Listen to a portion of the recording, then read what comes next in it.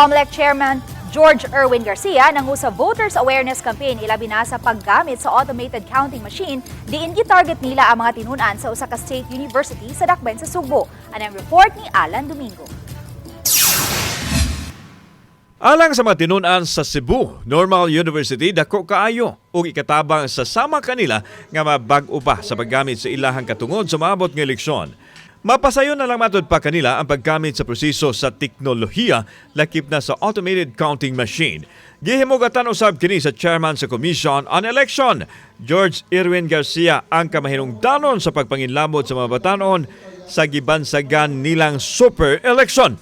Gipahigayon ang actual demonstration sa pagbutar gamit ang shaded sample ballot nga gipaslak sa automated counting machine diin dali ra kaayo ang proseso.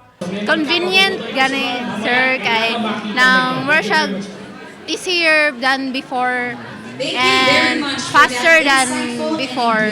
Useful, yeah, convenient labi na sa mga elders nga lihok.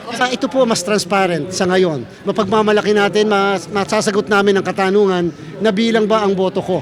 Dati-rati kasi pag hinulog natin yung balota, binigyan tayo ng resibo, hinulog natin yung resibo sa ballot box, alis na tayo.